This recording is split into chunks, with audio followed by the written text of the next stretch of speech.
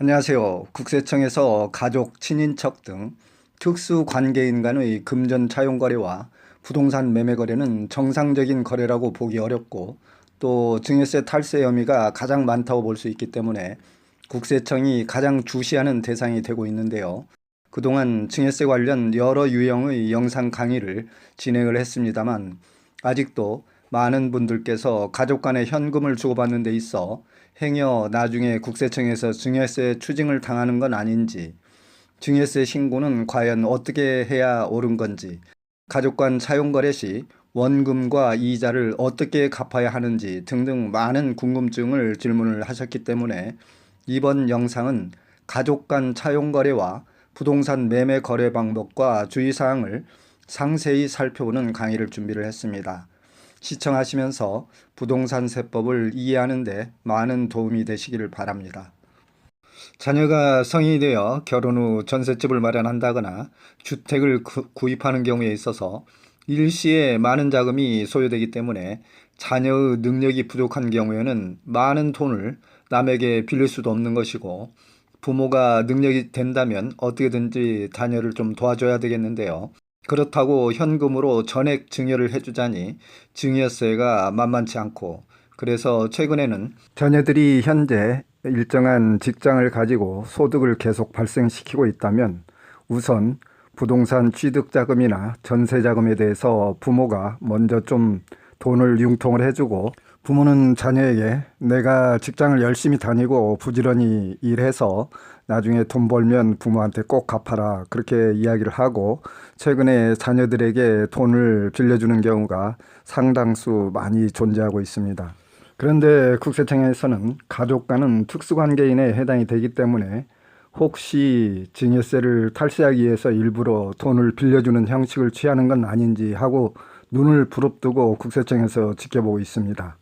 가족 간의 차용거래에 대해서 세법에서는 어떻게 규정을 하고 있는지 그리고 실제 어떤 방법으로 차용거래가 이루어져야 하는지 사례 등을 통해서 자세히 살펴보도록 하겠습니다. 상속세 및 증여세법 제41조 사항을 보게 되면 금전 무상대출 등에 따른 이익의 증여라는 조항이 있는데요. 타인으로부터 금전을 무상으로 또는 적정 이자율보다 낮은 이자율로 대출을 받은 경우에는 그 금전을 대출받은 날에 다음 각 호의 구분에 따른 금액을 그 금전을 대출받은 자의 증여재산가액으로 한다. 다만 다음 각 호의 구분에 따른 금액이 대통령령으로 정하는 기준금액 미만인 경우는 제외한다 이렇게 돼 있는데요. 대통령령으로 정하는 기준금액을 살펴보면 1천만 원이 되겠으며 적정 이자율은 연 4.6%가 되겠습니다. 다음은 여러분들의 이해를 쉽게 돕기 위해서 부모와 자녀 간의 금전거래의 실제 예시를 들어가면서 설명을 해드리도록 하겠습니다. A라는 사람이 부모로부터 2억을 빌린 경우 금리 없이 무이자로 빌린 경우에는 이자 금액이 없기 때문에 빵원이 되겠습니다. 법정 금리를 적용을 한다면 법정 금리는 반드시 1년간을 이야기하는 것입니다. 원금 2억 곱하기 법정 금리 4.6%를 하면 920만 원이 되겠고요. 차액은 920만 원에서 0원을 빼게 되면 920만 원은 1천만 원보다 낮기 때문에 결론적으로 법정 금리와 실제 이자 금액 차이가 1천만 원 이하로서 증여세 과세 대상에서 제외된다는 것을 알 수 있겠습니다. 다음은 A가 부모로부터 4억을 빌린 경우를 가정을 해보겠습니다. 금리 없이 무이자로 빌린 경우 이자 금액이 0원이기 때문에 4억 원을 법정금리 4.6%를 적용을 하면 1,840만 원이 되겠고요. 1,840만 원에서 0원을 빼게 되면 1,000만 원보다 금액이 크기 때문에 결론적으로 법정금리와 실제 이자 금액 차이가 1,000만 원 이상으로서 증여세 과세 대상이 되겠습니다. 그렇다면 부모와 자녀 간의 금전 차용거래 시 증여세 과세 제외 한도는 과연 얼마나 될까 한번 계산을 해보겠습니다. 예를 들어서 A가 부모로부터 2억 1,700만 원을 빌렸다고 가정을 한다면 금리 없이 무이자로 빌린 경우가 되기 때문에 이자 금액은 0이 되겠고요. 2억 1,700만 원을 법정 금리인 4.6%를 적용을 하게 되면 998만 2천 원이 됐기 때문에 998만 2천 원은 1천만 원 이하로서 실제 이자 금액 차이가 1천만 원 이하로서 증여세 과세 제외 대상이 되었고요. 이 법조항은 현재 국세청에서 증여세를 회피할 수 있는 수단으로 악용될 수 있다고 판단을 할 수 있기 때문에 조만간 세법을 개정할지는 모르겠습니다. 하지만 현재까지는 법조항이 유효하기 때문에 관련 세법이 개정되기 전까지는 유효하다고 할 수 있겠습니다. 저희 산울TV는 정부의 부동산 세금 정책이 바뀔 때 신속하고 정확하며 알기 쉽게 유용한 정보를 제공해 드리는 채널입니다.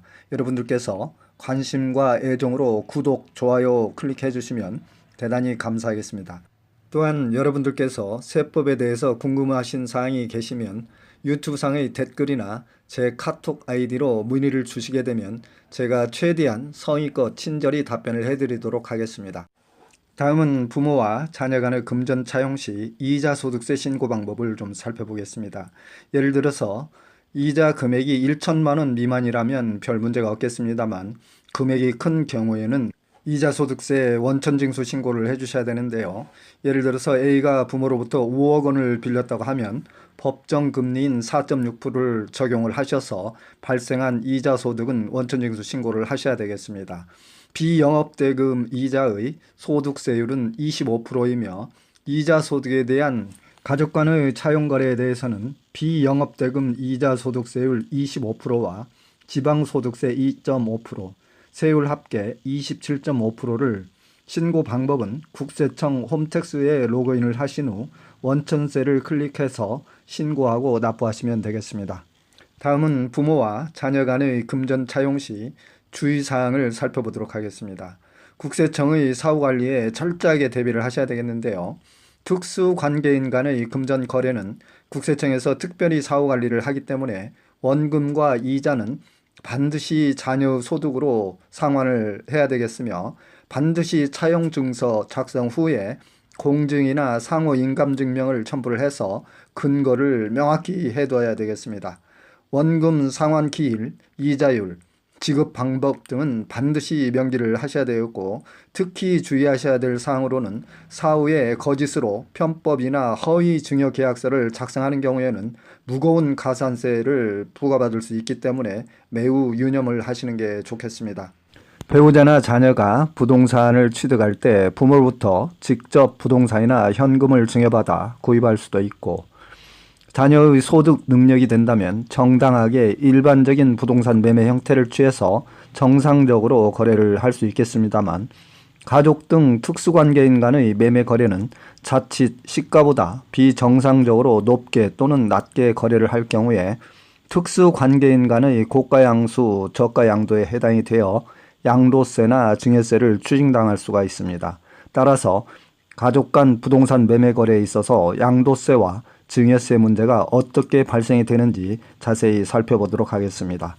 가족 간 매매 거래는 객관적으로 정당한 거래여야 하기 때문에 계약서와 거래 내역에 대한 자금 출처 증빙을 완벽하게 갖추셔야 될 것 같고요.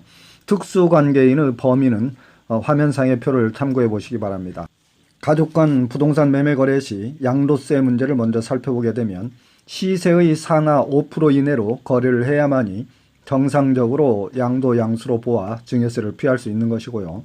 증여세 문제를 살펴보면 매매 대금과 시가와의 차액이 시가의 30% 이상이거나 또는 3억 원 이상이면 둘 중 적은 금액을 차감을 한 후에 나머지는 증여로 간주하여 증여세가 과세 대상으로 되겠습니다. 이제 마지막으로 여러분들께 증여세 절세 방법은 어떤 방법이 효과적인지 좀 몇 가지 말씀을 드리고 강의를 마무리하도록 하겠습니다. 현금보다는 부동산 증여를 선택하는 것이 유리하겠습니다. 현금 증여 시는 증여 금액 전체가 증여세 과세가액이 되지만 부동산을 증여를 하는 경우에는 정부의 공시 가격으로 결정되는 경우가 많기 때문에 좀 더 유리하겠고요. 자녀가 소득이 지속적으로 발생이 되는 경우에는 가족 간 차용 거래를 적극 활용하시는 게 좋겠습니다. 다음으로는 앞에서 살펴본 바와 같이 부담부 증여를 활용을 하시고요. 또한 10년 단위의 장기 증여 계획을 세워서 증여 공제 한도 내에서 10년 동안 순차적으로 증여 공제 한도를 받을 수 있도록 장기적인 계획을 세우시는 게 좋겠습니다. 이상으로 가족 간 금전 차용 거래, 이자 소득세 신고 방법, 특수 관계인 간 부동산 매매 거래, 증여세 절세 방법 등을 두루 살펴보았는데요.